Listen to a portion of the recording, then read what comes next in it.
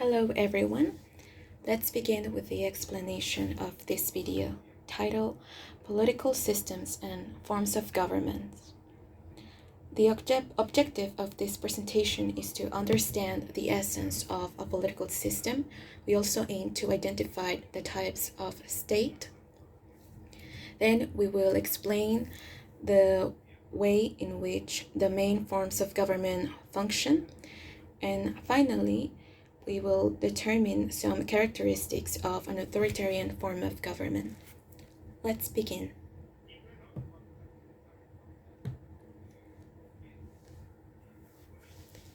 We will start with what is a political system. The political system refers to the set of political groups and processes that interact within a historical and cultural environment. They are characterized by a certain degree of reciprocal interdependence. And this is where political practices and unwritten rules are expressed. Thus, we can understand that the political system is related to the interaction among institutions, groups, and political processes according to the historical and cultural environment of each society. Some authors explain it through what we see in this picture. A Canadian politician, Easton, states that the political system is related to outputs and inputs because it is a situation connected to political decisions made in response to social demands. We as a society have certain demands that we're going to send to a political system. The political system is going to receive them, process them, and make political decisions in response to our demands. This is how the political system works systematically.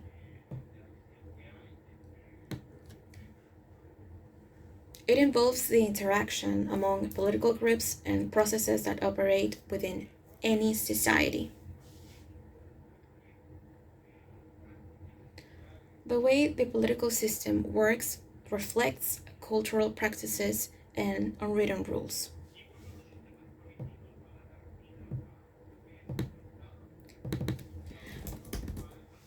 Political systems give shape to what a state is. A state is the configuration of the political institutions of a national community. There are two types of state. On one hand, we have unitary or centralist states, and on the other hand, we have federal states.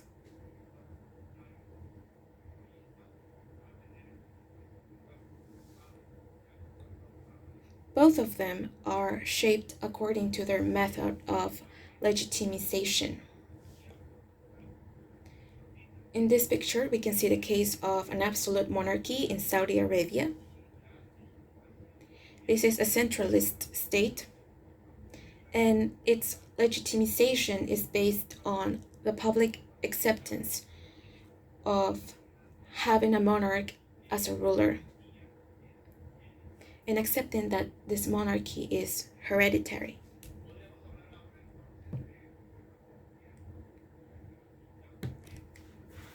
Now we can talk about forms of government, given that we've already explained what a political system is and the existence of different types of state.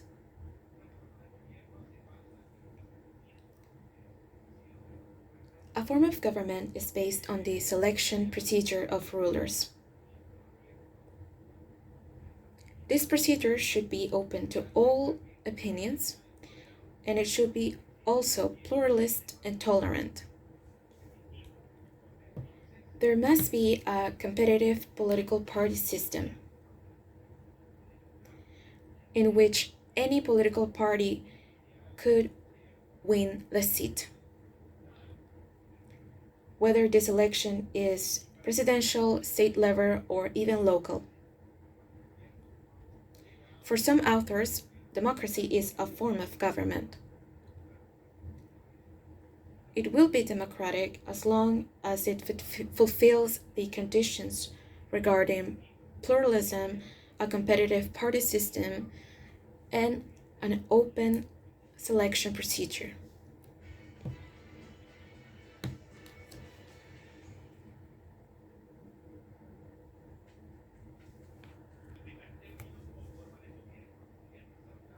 First, as a form of government, we can talk about presidentialism. The president is the head of state and head of government. The president is elected through direct voting, in which the population elects the president.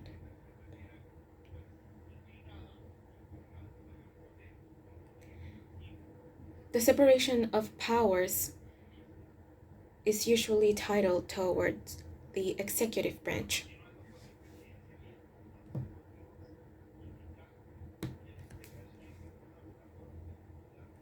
Continuing with this topic, the integration of the president's collaborators in the executive branch is an attribution of the president. In some cases, the Constitution requires ratification by Congress.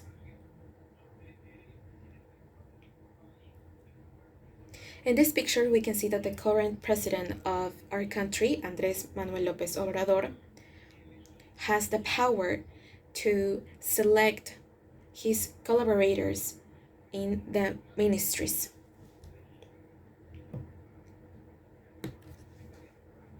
We can see in this picture the Secretary of the Interior and the Secretary of Foreign Affairs.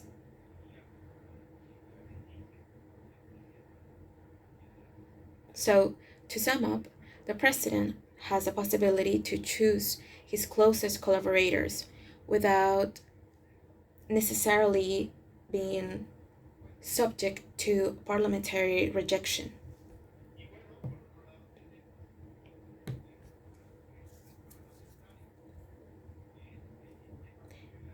We also have parliamentary system. In this system, the election of the government is a decision made by the parliament, which we can associate with the legislative branch. In a parliamentary system, powers are shared. There are two types of parliamentary systems. First one is the dualist one, is the case of Spain, and on the other hand, we have the monist one, which is the case of Japan. In Japan, the Japanese king is merely a symbolic role. The monarch does not hold any real political power in Japan.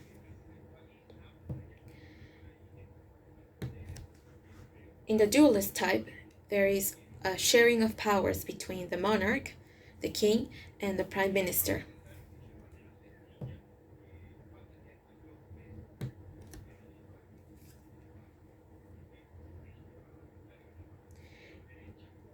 In a parliamentary system, the power relies on the legislative branch. Therefore, when people vote in a parliamentary system, they vote for a parliament. The parliament is the one in charge to choose the head of government. The image also shows how the three branches are distributed. Below, we can see presidentialism, where, as mentioned, more power lies with the executive branch.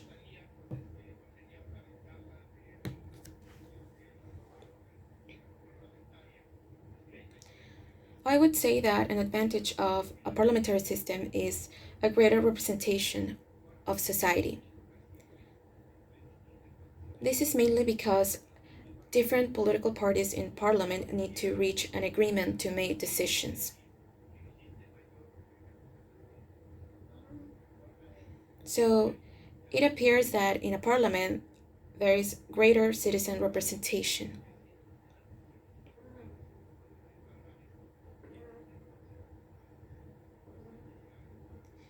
Important decisions are made in parliament,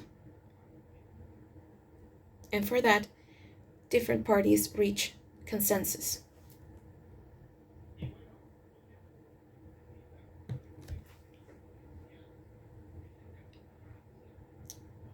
Lastly, I will explain the semi-presidential system, which is the case of France. In this country, there is a combination of the two previously described forms of government. There is a head of state and a head of government. The head of state is the president. The president is elected through universal suffrage, meaning that all citizens with voting rights elect their president for a set term.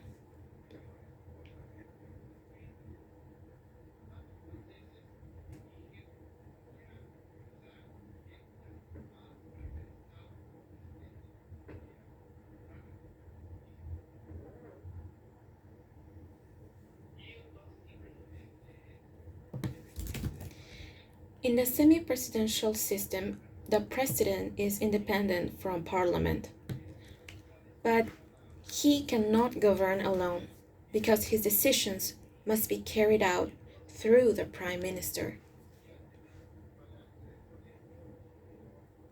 Therefore, the semi-presidential system involves a balance of power and mutual autonomy.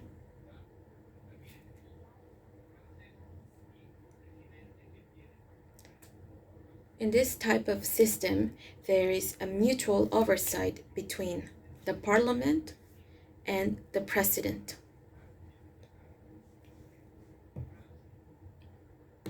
As I've mentioned before, that is the case of the government in France.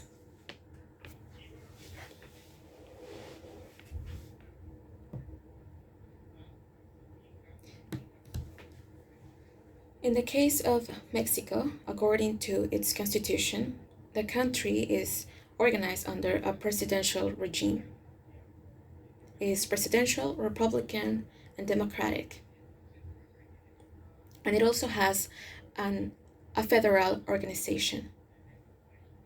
This is established in the Mexican Constitution, as I've said before.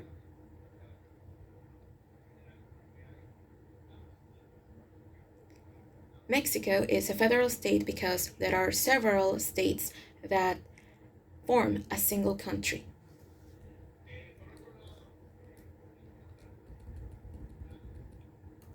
Now we can talk about authoritarian systems.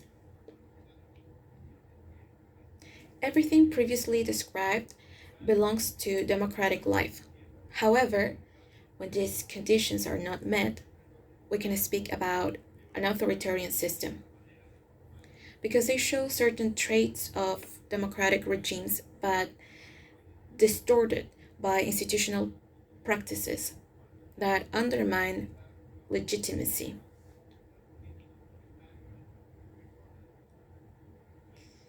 In an authoritarian political system, citizens disagree with the people governing them. There is no legitimacy because the ruler is not considered legitimate.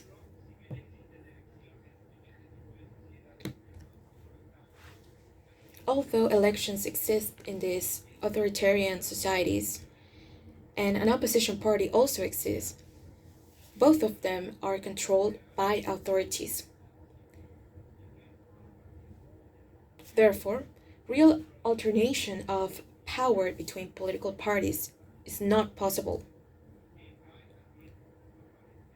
Pluralism is limited, and the freedom of speech is only apparent.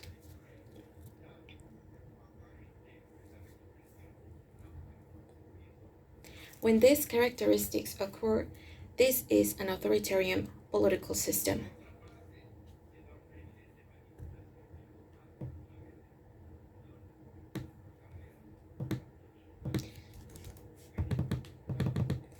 Additionally, in an authoritarian system, there is an evident mass manipulation through mobilizations and other mechanisms based on political bossism and personality cult.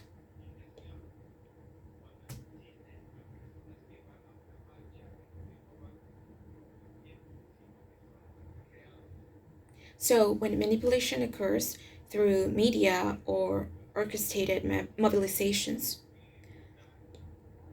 or through the glorification of a political leader, I would say we are witnessing an authoritarian political system. Now we conclude this presentation. Here is the article we read, very interesting, in case you want to explore the topics we discussed today. Thank you so much.